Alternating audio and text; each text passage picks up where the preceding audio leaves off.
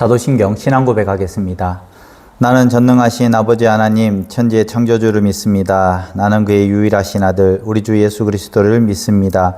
그는 성령으로 잉태되어 동정녀 마리아에게서 나시고 본디오 빌라도에게 고난을 받아 십자가에 못 박혀 죽으시고 장사된 지 사흘 만에 죽은 자 가운데서 다시 살아나셨으며 하늘에 오르시어 전능하신 아버지 하나님 우편에 앉아 계시다가 거기로부터 살아있는 자와 죽은 자를 심판하러 오십니다. 나는 성령을 믿으며 거룩한 공교회와 성도의 교제와 죄를 용서받는 것과 몸의 부활과 영생을 믿습니다. 아멘. 이 시간 우리 사명 함께 찬양하겠습니다.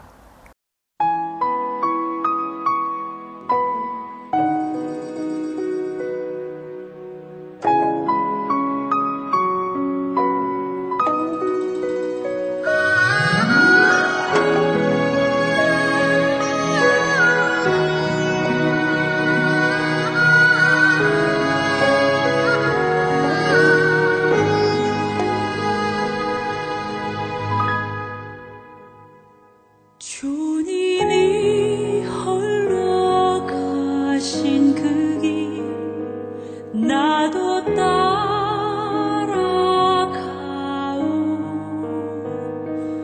모든 물과 피를 흘리신 그 길을 나도 가오. 험한 산도 나는 괜찮소. 바다 끝이라도 나는 괜찮소.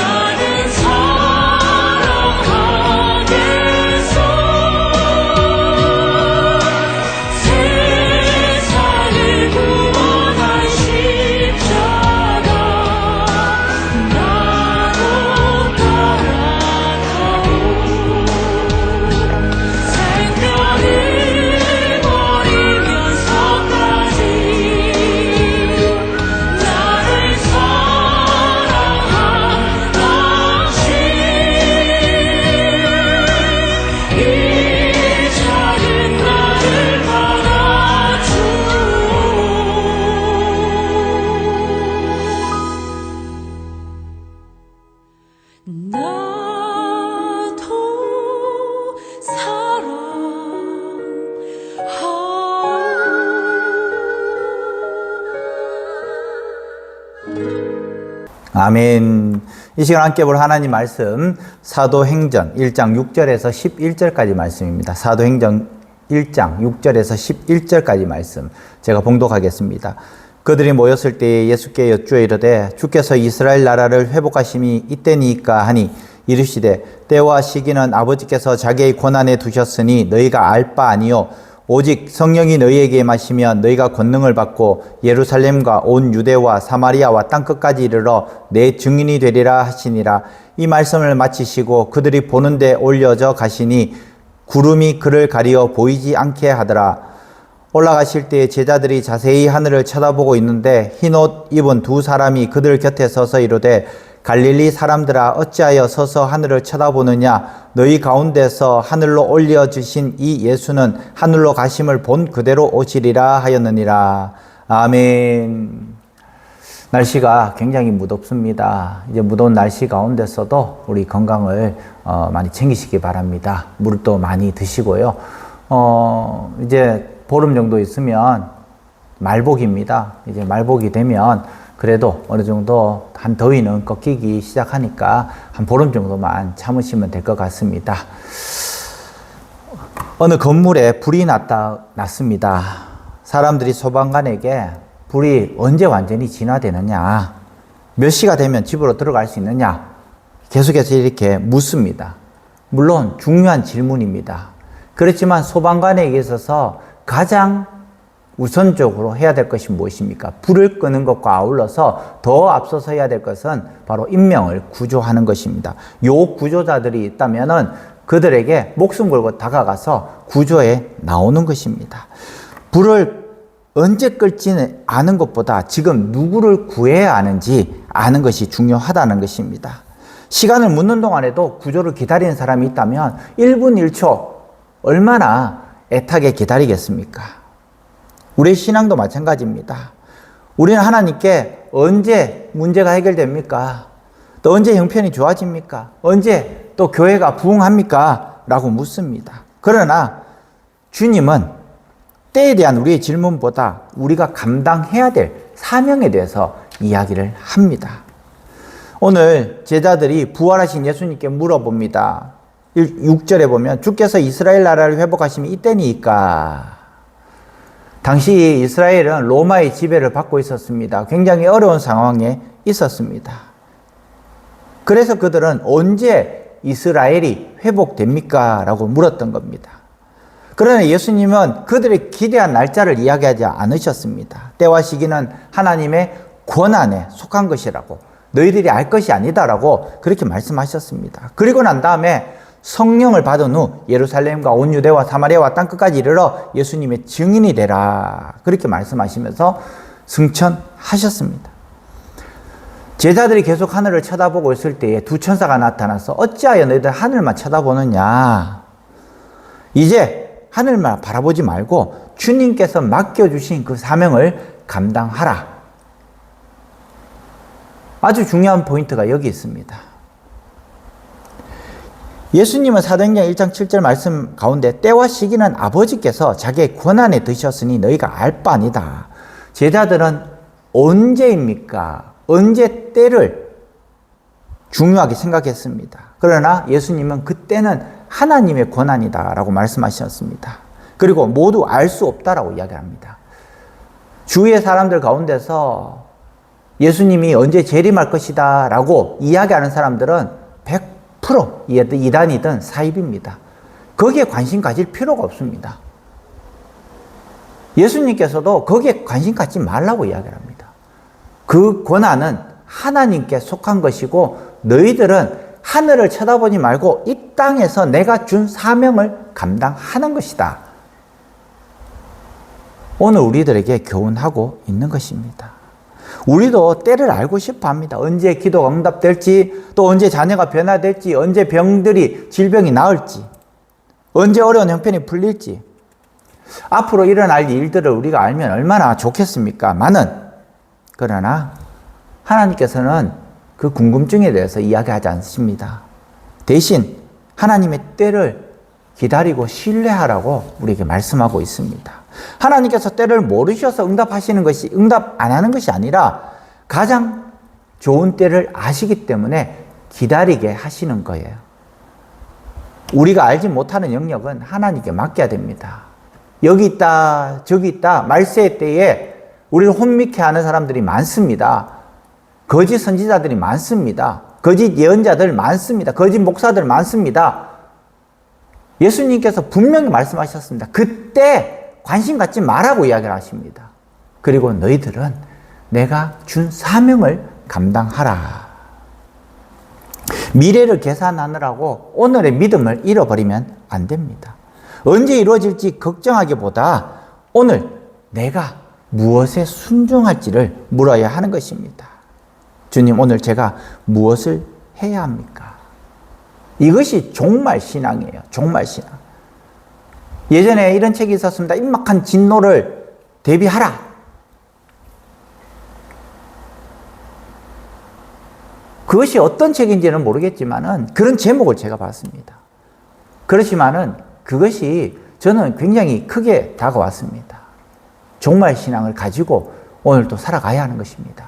우주적인 종말, 우주적인 종말.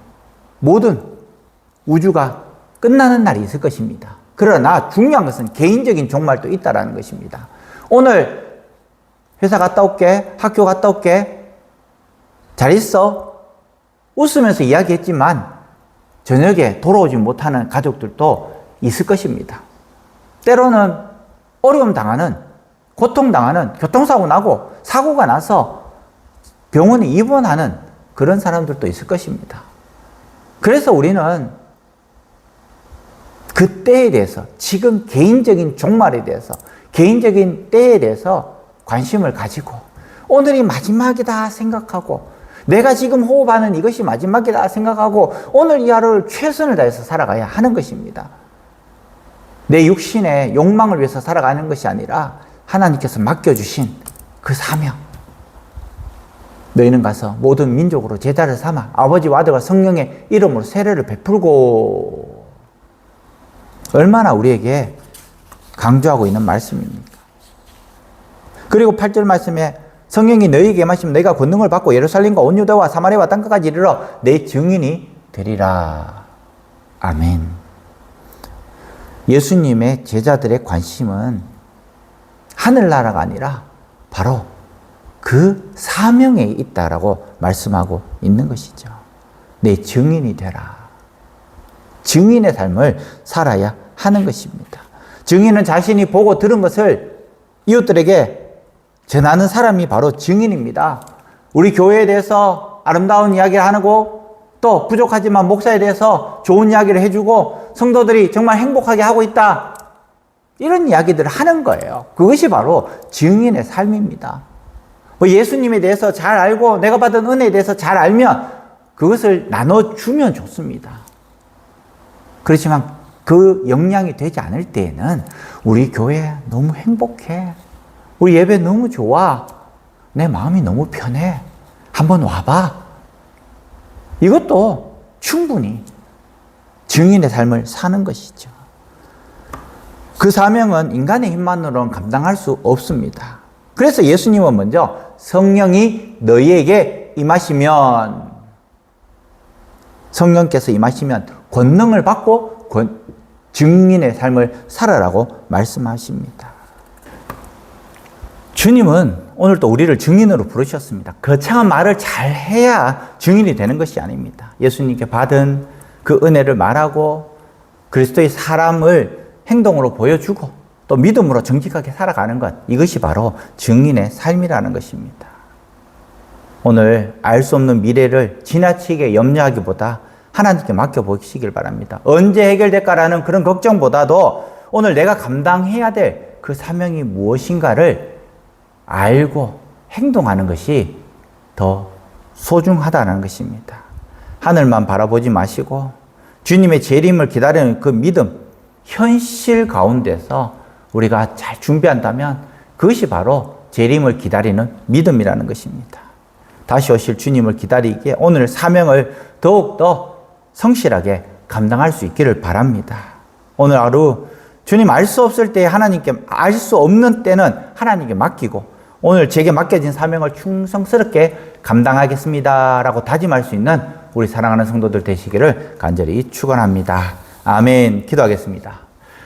역사의 때와 시기를 주관하시는 하나님 아버지, 우리가 알 수 없는 미래를 붙들고 염려하며 언제 문제가 해결되고 언제 원하는 일이 이루어질지만 묻고 살았음을 고백합니다. 때와 시기는 아버지의 권한이 있음을 믿고 알지 못하는 일은 주님께 맡기게 하여 주시옵소서. 미래를 걱정하느라 오늘 믿음과 사명을 놓치지 않게 하시고, 언제입니까? 라고 묻기 전에 오늘 제가 무엇을 해야 합니까? 라고 묻게 하여 주시옵소서. 성령으로 우리를 충만하게 하시고 두려움과 연약함을 이길 권능을 주셔서 가정과 교회와 일터에서 예수님의 증인으로 삶을 살게 하여 주시옵소서. 말로만 복음을 전하지 않고 사랑과 섬김과 정직한 삶으로 주님을 나타내게 하시고 가까운 사람부터 복음을 듣지 못한 영혼까지 품고 기도하게 하여 주시옵소서. 무더운 날씨 가운데서 건강을 지켜주시고 또 어려움 당하는 성도 한 사람도 없도록 도와주시고 또 이 무더위 잘 이겨낼 수 있도록 하나님 도와주시옵소서. 예수님의 이름으로 기도합니다. 아멘. 하늘에 계신 우리 아버지, 아버지의 이름을 거룩하게 하시며 아버지의 나라가 오게 하시며 아버지의 뜻이 하늘에서와 같이 땅에서도 이루어지게 하소서. 오늘 우리에게 일용할 양식을 주시고 우리가 우리에게 잘못한 사람을 용서하여 준 것 같이 우리 죄를 용서하여 주시고 우리를 시험에 빠지지 않게 하시고 악에서 구하소서. 나라와 권능과 영광이 영원히 아버지의 것입니다. 아멘. 우리 다 함께 기도하겠습니다.